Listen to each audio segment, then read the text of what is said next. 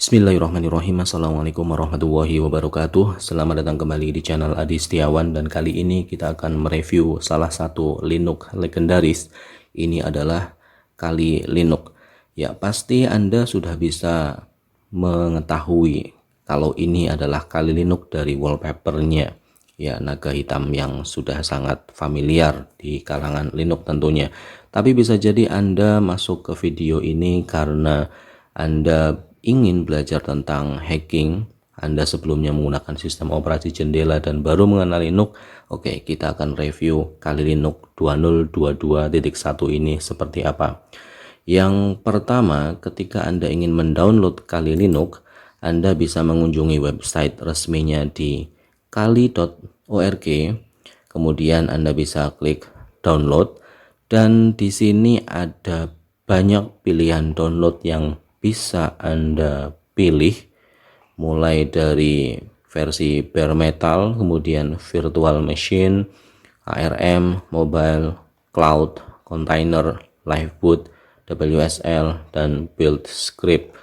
Ya, ada banyak, tapi yang direkomendasikan untuk awal barangkali adalah bare metal dan virtual machine.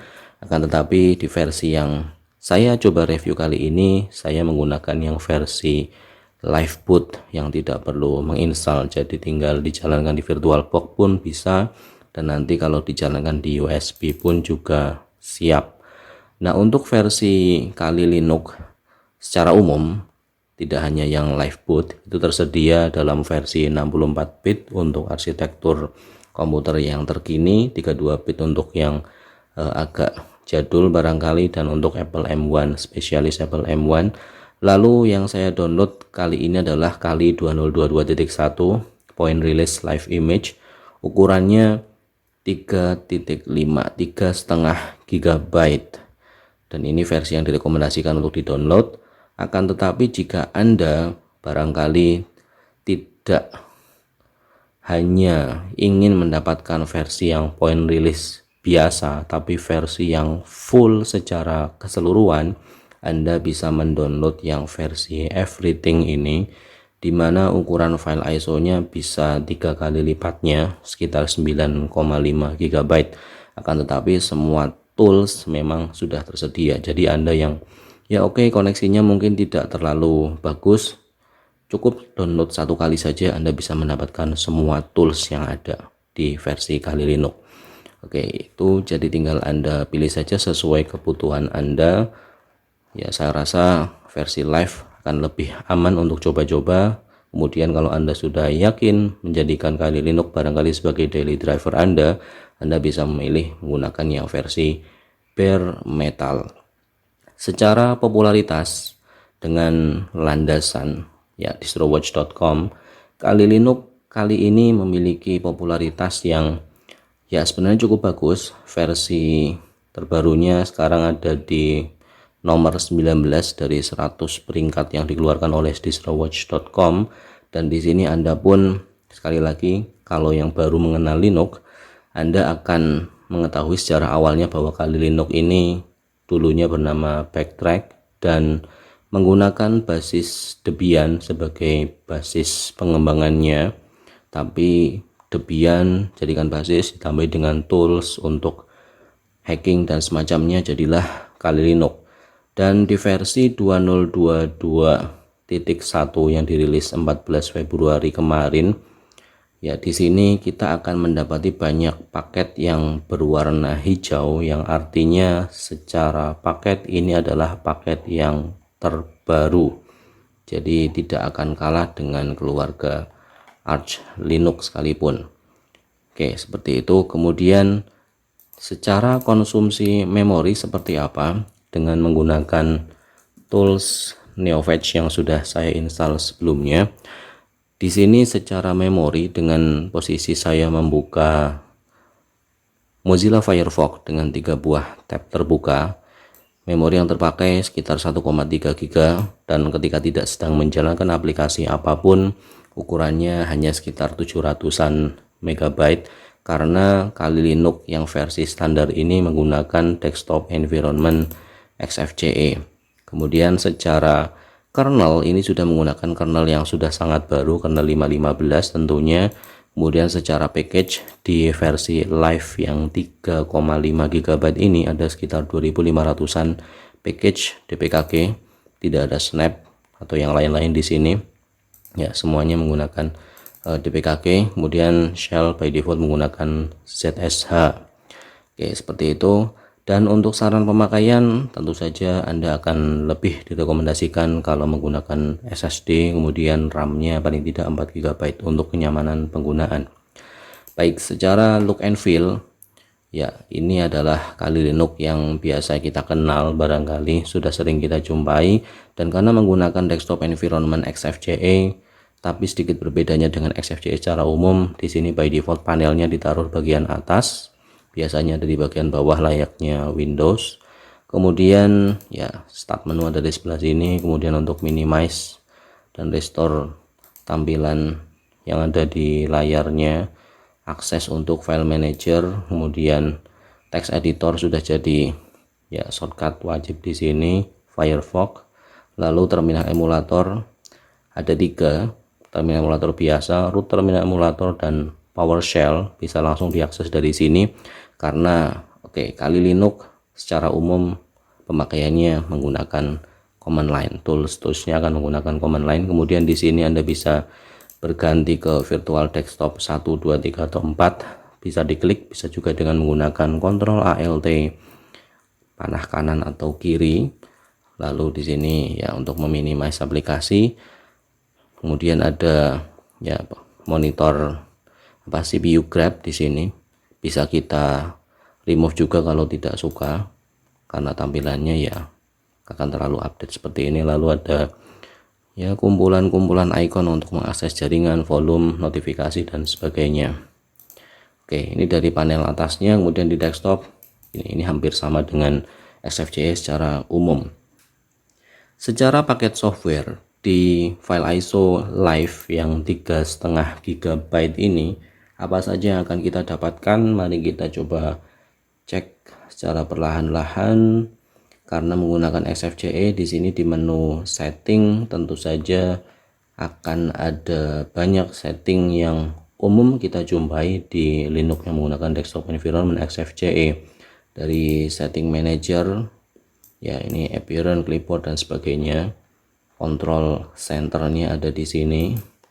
Kemudian accessibility, advanced network configuration, appearance untuk melakukan customisasi desktop, dan sebagainya. Saya kira ini suatu hal yang umum yang ada di semua distribusi Linux atau di semua sistem operasi. Pengaturan standar bisa diakses dari sini.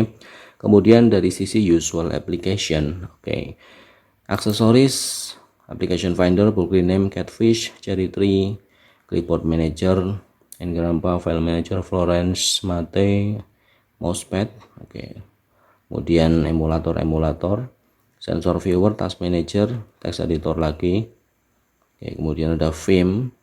Lalu di bagian development di sini ada DB browser for SQLite database browser. Di grafik ya hanya ada ImageMagick dan Risotto image viewer. Tidak usah berharap ada Inkscape, game, apalagi Krita dan sebagainya, karena ini Linux untuk special mission. Kemudian dari sisi internet yang usual application tentunya di sini ada Chromium web browser, semacam Google Chrome, Ethercap, kemudian Firefox, Kingfisher, MailReader web browser lagi, Wireshark, Xhydra.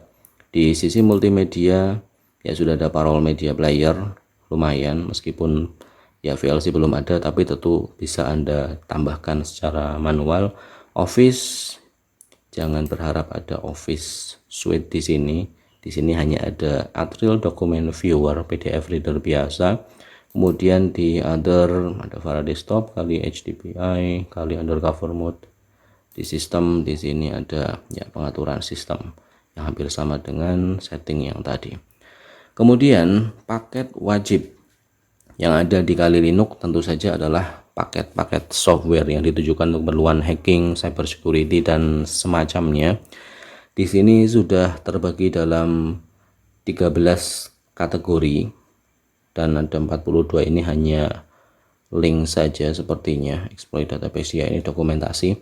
Yang pertama ada information gathering. Oke, kemudian ada vulnerability analysis, web application analysis, database assessment, password attack, wireless attack, reverse engineering, exploitation tools, sniffing and spoofing, post exploitation, forensic reporting tools, dan social engineering tools. Oke, secara menu seperti itu sudah dikategorisasikan berdasarkan fungsinya. Jadi untuk Anda yang ingin mencari ya tools untuk menyerang wireless, ya Anda bisa langsung ke bagian sini. Ya, oke, kita cek dari information gathering, mulai dari DNS analysis, ada kategorisasi lagi termasuk aplikasi-aplikasi yang dibawanya, IDS, IPS identification, live host identification, oke. Kemudian ada network and port scanner, ya scan and map sudah ada, OSINT analysis, route analysis, net discover, net mesh, SMB analysis, oke, SMTP, DASWAX, SNMP 161, SSL analysis, oke, Dimitri, XScan, Legion, net discover, dan sebagainya. Itu baru untuk information gathering, tahapan pertama ketika Anda melakukan aktivitas ya keamanan jaringan. Yang kedua, vulnerability analysis. Di sini ada fuzzing tools, ada spike, generic chunk, dan sebagainya. VoIP tools, oke. Kemudian web application analysis. Di sini untuk mengidentifikasi teknologinya, bisa menggunakan WP scan, web application proxy, web crawler, oke, web vulnerability scanner. Oke, sangat banyak toolsnya. Database assessment, SQL database browser, SQL map, password attack, ya ini offline attack, ada tools yang sudah tersedia, online attacks, Hydra dan sebagainya, passing the hash tool, oke, password and profiling, and word list. Sudah ada word list yang bisa Anda gunakan untuk melakukan brute force terhadap password yang Anda incar, ya, sampai bagian bawah. Di wireless attack ini mungkin yang paling sering akan Anda gunakan, ya, mencoba-coba sesuatu yang berkaitan dengan wireless, tapi tentu saja jangan gunakan ini di wifi tetangga Anda, tapi gunakan di sistem yang memang Anda setup untuk kebutuhan testing saja. Oke, seperti itu, wireless tool, bluetooth tool, dan sebagainya. Reverse engineering, ya tentu saja di sini akan ada tools coding juga. Exploitation tools, sniffing and spoofing, ada network sniffer, spoofing and MIDM, man in the middle barangkali. Post exploitation, OS backdoor, tunneling, oke, web backdoors, ya. Forensic, ada forensic carving tools, magic rescue, dan sebagainya. Forensic imaging tool, PDF forensic tool, sleuth kit, suit. Oke, lama kelamaan bisa get lost kita karena namanya juga aneh-aneh kalau bisa dibilang seperti itu. Oke, ya. Report tools, ketika sudah melakukan penetrasi kita record, termasuk record my desktop sudah ada. Social engineering tool juga sudah ada. Dan di sini jika Anda ingin mendapatkan informasi lebih tentang tools apa saja yang tadi saya tampilkan, Anda bisa mengunjungi tentu saja dokumentasi resminya. Oke, seperti itu. Dan mungkin Anda bertanya-tanya, kenapa kok tidak dicoba salah satu? Oke, salah satu dicoba, saya tidak pernah menggunakan ini. Semuanya akan membuka terminal. Ya, jadi dalam tools apapun yang Anda pilih, seperti John the Ripper ini untuk melakukan ya akses terhadap password, jebol password semacam itu, semua tools akan mengarah ke terminal. Jadi seperti scene hacking yang ada di film itu. Dan jika Anda ingin tahu cara penggunaannya, ya minimal Anda bisa mengetikkan manual untuk John. Nah, misalnya John the Ripper, John a tool to find weak passwords of your users. Kemudian usage-nya bisa kita pencet spasi, ya seperti itu. Untuk keluar pakai Q, Ctrl D. Oke, ini saya close dulu. Misalnya kita ingin melakukan wireless attack, sini ada Kismet. Ya, aman Kismet. Wireless never end monitor nearly always bla bla bla. Pencet spasi. Ya, cara penggunaannya bisa Anda dapatkan di sini. Oke, jadi yang namanya hacking ya intinya menggunakan tools, tapi tidak sekedar menggunakan, Anda tetap harus punya dasar konsep jaringan, kemudian logika sebenarnya apa yang dilakukan oleh aplikasi itu. Karena untuk menjadi seorang profesional di bidang komputer security tentu saja tidak cukup hanya mengandalkan tool saja. Percuma kita memiliki pisau-pisau yang tajam, tapi kalau kita tidak tahu pisau ini spesialisasinya untuk apa. Oke, jadi tetap harus banyak belajar, termasuk di Kali Linux ini. Meskipun orientasinya ditujukan untuk hacking dan semacamnya, tapi saya agak surprise dalam konteks positif karena di sini kita memiliki banyak compiler yang bisa kita gunakan untuk melakukan pemrograman tanpa melakukan instalasi compiler apapun by default. Oke, jadi di sini sudah ada C compiler, C++, Ruby, Python tentu saja sudah sangat baru 3910. Oke, bahkan untuk PHP yang seringkali tidak ada di Linux secara bawaan, di sini sudah PHP versi 812. Ya, kenapa ini sangat menarik? Karena Symfony 6, Laravel 9 semuanya sudah membutuhkan PHP yang versi 8 ke atas. Jadi untuk Anda yang anak SMK atau mahasiswa informatika, Anda bisa langsung menggunakan Kali Linux terbaru ini untuk coding sekaligus untuk ya belajar keamanan komputer. Ya, saat ini tentu saja di bidang cyber security sudah menjadi sangat tren. Termasuk untuk MySQL juga sudah ada, tinggal Anda nyalakan saja secara manual. Oke. Kemudian salah satu hal yang menarik dari Kali Linux 2022.1 adalah pernyataan yang dirilis oleh developernya. Rilis pertama Kali Linux awal tahun akan fokus pada kustomisasi tampilan termasuk wallpaper yang baru. Jadi di sini kita akan coba melihat opsi pengaturan tampilannya seperti apa saja. Yang pertama untuk style, add white dark, high contrast, kali dark, kali light. Ini akan membuat tampilannya jadi cerah. Kemudian Windows 10 ya, di sini stylenya akan berubah jadi ala Windows 10 tentu saja. Kemudian ikonnya pun bisa kita sesuaikan jadi ala Windows 10 ya, lumayan sedikit bisa mengkamuflase tampilan Kali Linux menjadi seperti Windows barangkali sedikit lah ya. Ya, notepad tapi di sini jadinya mousepad. Kemudian selain di bagian appearance, kita cek di bagian wallpapernya. Kalau dulu Kali Linux yang masih bernama Backtrack, ya wallpapernya cenderung sangar, dark, gelap, underground atau semacam itu. Di sini kalau menurut saya pribadi kesannya menjadi jauh lebih profesional dan elegan, tidak terlalu gelap yang seperti itu. Tapi tentu saja tetap ada unsur sangar-sangarnya semacam ini. Oke, tapi secara umum ini koleksi wallpaper yang bagus. Oke.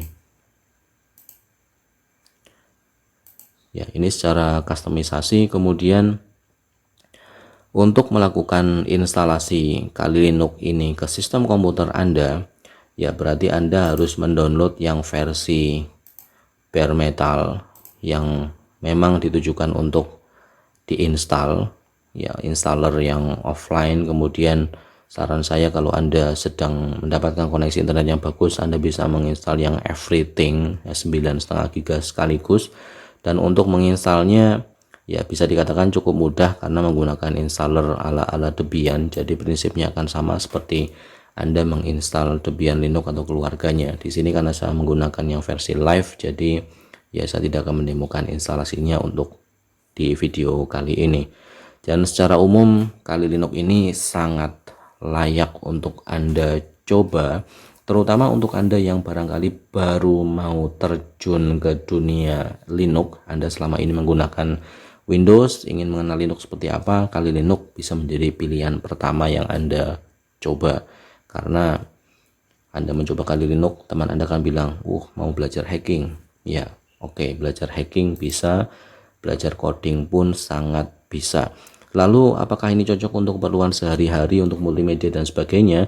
Tentu saja bisa-bisa saja, karena meskipun di sini secara aplikasi dia tidak ada VLC misalnya, untuk di sini hanya Parallel Media Player biasa, untuk Office juga tidak ada, karena menggunakan basis Debian sebagai induknya, ya Debian based distribution, dan paketnya menggunakan ekstensi .deb alias Debian package, maka Anda bisa mendapatkan aplikasi apapun selama itu berekstensi .deb. Misalnya Anda butuh Office di Kali Linux, ya meskipun agak lucu terdengarnya, tapi itu bisa Anda capai dengan misalnya mendownload WPS Office, linux.wps.com. Nah, di sini ada Debian package. Anda mendapatkan tugas kuliah untuk coding menggunakan Visual Studio Code. Oke, Anda bisa membuka code.visualstudio.com. Anda pun bisa mendapati paket yang menggunakan ekstensi .deb di sini. Oke, .deb, Debian, Ubuntu dan sebagainya.